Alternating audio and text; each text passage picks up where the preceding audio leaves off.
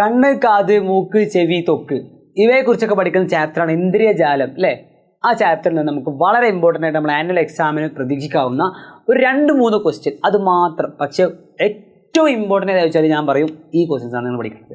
So ഈ ചാപ്റ്ററിൽ നിന്ന് ഇന്ദ്രിയജാലത്തിൽ നിന്ന് മാജിക് ഓഫ് സെൻസസ് എന്ന് പറഞ്ഞ ചാപ്റ്റർ നിങ്ങൾക്ക് എക്സ്പെക്ട് ചെയ്യാവുന്ന മക്കളെ നിങ്ങൾ ഉറപ്പിച്ചോ ഈ ക്വസ്റ്റ്യൻ ആണ് ചാപ്റ്ററിൽ നിന്ന് വരിക. അപ്പോൾ ഒന്നാമത്തെ ക്വസ്റ്റ്യൻ, എന്താണ് ജ്ഞാനേന്ദ്രിയങ്ങൾ? ഈ പറയപ്പെടുന്ന സെൻസ് ഓർഗൻസ് എന്ന് പറഞ്ഞാൽ ആരാണ് അല്ലേ? എന്താണ് ജ്ഞാനേന്ദ്രിയങ്ങൾ എന്നുള്ളതായിരിക്കും ഒന്നാമത്തെ ക്വസ്റ്റ്യൻ. ഓർത്ത് വെച്ചേക്കുക, പഠിച്ചു വെച്ചേക്കുക.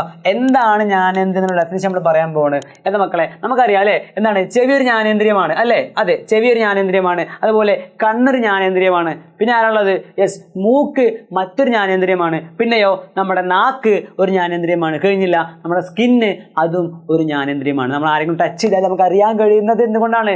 സ്കിൻ എന്ന് പറയുന്ന ഒരാളുണ്ടായതുകൊണ്ടാണ്. സോ ഇതിന്റെ ഡെഫിനേഷൻ ഇതൊന്നുമല്ല, ഇതൊക്കെ എക്സാമ്പിൾസ്, മനുഷ്യന്റെ ജ്ഞാനേന്ദ്രിയങ്ങൾക്ക്, മനുഷ്യന്റെ സെൻസ് ഓർഗൻസിന് എക്സാമ്പിൾസ് ആണ് ഇവര്. അപ്പൊ എന്താണ് ഡെഫിനേഷൻ? എന്താണ് ജ്ഞാനേന്ദ്രിയം? എന്താണ് സെൻസ് എന്ന് ചോദിച്ചാൽ മക്കളെ ഇതുണ്ട്. ഇതാണ് മക്കളെ, ചുറ്റുപാടുകളെ മനസ്സിലാക്കാൻ, നമ്മുടെ ചുറ്റുമുള്ള സറൗണ്ടിങ്സ് അറിയാൻ നമ്മളെ സഹായിക്കുന്ന വിവിധ തരം അവയവങ്ങൾ ജന്തുക്കൾക്കുണ്ട്, ക്രീച്ചേഴ്സിനുണ്ട്. ഈ അവയവങ്ങളാണ് ജ്ഞാനേന്ദ്രിയങ്ങൾ. Creatures have different types of organs that help them to understand the surroundings. These organs are called sense organs. ഏതൊക്കെ എക്സാമ്പിൾസ്?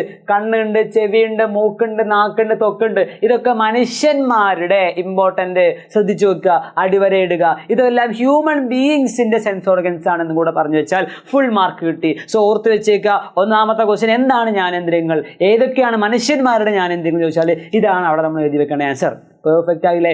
നെക്സ്റ്റ് ക്വസ്റ്റ്യൻ എന്താ മക്കളെ? How to maintain a good skin. നല്ല ചർമ്മം നമ്മൾ എങ്ങനെ നിലനിർത്തേണ്ടതുണ്ട്? ഒന്നാമതായിട്ട് നമ്മൾ ചെയ്യേണ്ട കാര്യം ദിവസം 2 നേരം കുളിക്കുക എന്നുള്ളതാണ്. രാവിലെ നമ്മൾ സ്കൂളിലേക്ക് ഇറങ്ങുന്ന സമയത്ത് ജസ്റ്റ് ഒന്ന് കുളിക്കുക, പെട്ടെന്ന് കുളിക്കുക. ആൻഡ് സ്കൂൾ വിട്ട് വരുമ്പോൾ അല്ലെങ്കിൽ നമ്മൾ പുറത്ത് പോയി വരുന്ന സമയത്ത് മണ്ണ്, ചെളി എല്ലാം നമ്മുടെ മേലുണ്ടാവും. അതുകൊണ്ട് ഫ്രഷ് ആയിട്ട് നന്നായിട്ട് ഒന്നും കൂടെ ഉഷാറായിട്ട് ടൈം എടുത്ത് കുളിക്കേണ്ട സമയം എപ്പോഴാണെന്നറിയോ? നമ്മൾ തിരിച്ചു വരുമ്പോൾ, വീട്ടിലേക്ക് തിരിച്ചു വരുമ്പോൾ. സോ നോട്ട് ഇമ്പോർട്ടൻ്റ് ആയ കാര്യം എന്താണ്? നമ്മൾ കുളിക്കുക എന്നുള്ളതാണ്. വളരെ ഇമ്പോർട്ടൻ്റ് ആയ കാര്യമാണ്. നമ്മൾ എന്ത് ചെയ്യുക? വൃത്തിയായിട്ട് സ്കിന്ന് മെയിൻറ്റെയിൻ ചെയ്യുക. ദ മോസ്റ്റ് ഇമ്പോർട്ടൻ്റ് ആണ്. സെക്കൻഡ് എന്താ മക്കളെ? വെള്ളം കുടിക്കുക. നമ്മൾ പറയാറുണ്ട് നന്നായിട്ട് നമ്മൾ എന്ത് ചെയ്യണമെന്നുണ്ട്? വെള്ളം കുടിക്കേണ്ടതുണ്ട്, ആയിട്ടിരിക്കേണ്ടതുണ്ട് അല്ലേ? ഡീഹൈഡ്രേറ്റഡ് ആവരുത്. സോ അത് നമ്മളെ സ്കിന്നിനെ ബാധിക്കും. നമ്മൾ വെള്ളം കുടിച്ചാൽ അത്രയും നല്ല ഗ്ലോ ആയിരിക്കും നമ്മുടെ സ്കിന്ന്. അതുകൊണ്ട് നമ്മളിങ്ങനെ ഇയാൾ കാണിക്കുന്ന പോലെ കുറേ അങ്ങ് കുടിക്കാന്നല്ല, നമുക്ക് വേണ്ട വെള്ളം നമ്മൾ കുടിക്കുക. സ്കൂളിലേക്കും കോളേജിലേക്കും ബാക്കി നമ്മൾ പുറത്തേക്കും പോകുമ്പോൾ വാട്ടർ ബോട്ടിൽ കൊണ്ടുപോവുക. എല്ലാവരും ചെയ്യണം. ഒരാൾ മാത്രം വാട്ടർ ബോട്ടിൽ കൊണ്ടുവരുന്നു, ബാക്കി എല്ലാവരും അത് ഷെയർ ചെയ്യുന്നു. അത് ശരിയല്ല, കാരണം നമുക്ക് വേണ്ടത്ര വെള്ളം കിട്ടൂല. അപ്പോൾ നമ്മൾ എന്ത് ചെയ്യുക? എല്ലാവരും ക്ലാസ്സിൽ എല്ലാവരും വെള്ളം കൊണ്ടുവരിക. എല്ലാവരും അവനവൻ്റെ വാട്ടർ ബോട്ടിൽ ഉപയോഗിച്ച് വെള്ളം കുടിക്കുക.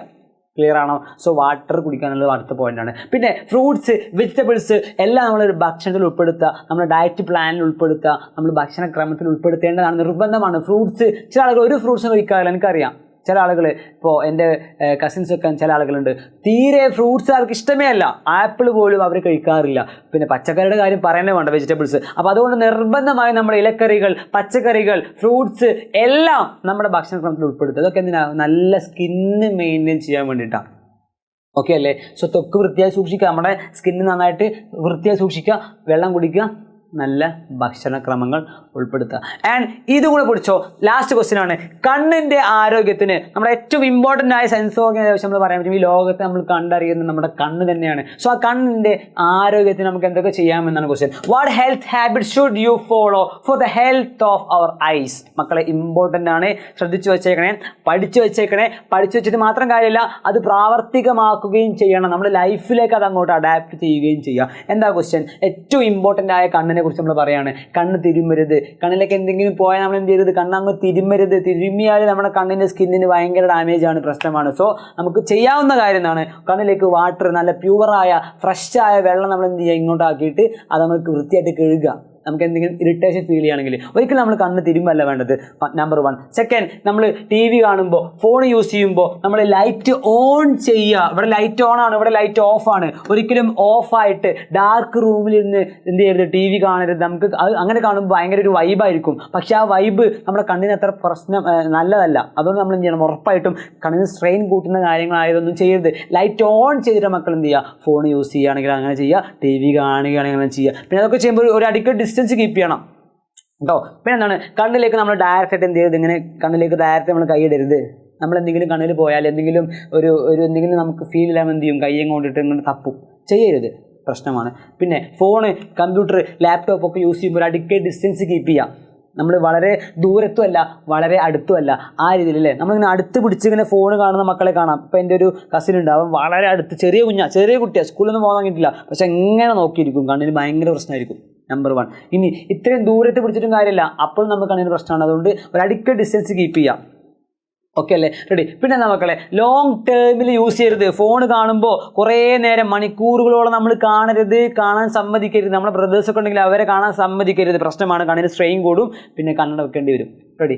ദെൻ ഡാർക്ക് റൂമിൽ നിന്ന് നമ്മൾ എന്ത് ചെയ്യരുത്, വായിക്കുക പോലും ചെയ്യരുത്. പുസ്തകമാണെങ്കിൽ പോലും ഡാർക്കായ റൂമിൽ നിന്ന് വായിച്ചാൽ നമ്മുടെ കണ്ണിന് സ്ട്രെയിൻ ആണ്, പ്രശ്നമാണ്, നല്ല രീതിയിൽ പണി കിട്ടും അല്ലേ, അതൊക്കെ ശ്രദ്ധിക്കാം. Okay, ready? പിന്നെ ഓഫ് കോഴ്സ് നല്ല ഫുഡ് ഹാബിറ്റ് മെയിൻറ്റെയിൻ ചെയ്യുക. പച്ചക്കറികൾ, ഇലക്കറികൾ, ലീഫി വെജിറ്റബിൾസിന് വളരെ ഇമ്പോർട്ടൻസ് ഉണ്ട്. കാരണം വിറ്റാമിൻ എ എന്ന് പറഞ്ഞത് എവിടെയാണ്? മുരിങ്ങ, ചീര തുടങ്ങിയ പച്ചക്കറികൾ തുടങ്ങിയ ഇലക്കറികളിലാണ് നമ്മളെല്ലാവരും നമ്മുടെ ഡയറ്റിൽ ഉൾപ്പെടുത്തുക. Vegetables are crucial for the health of our ice.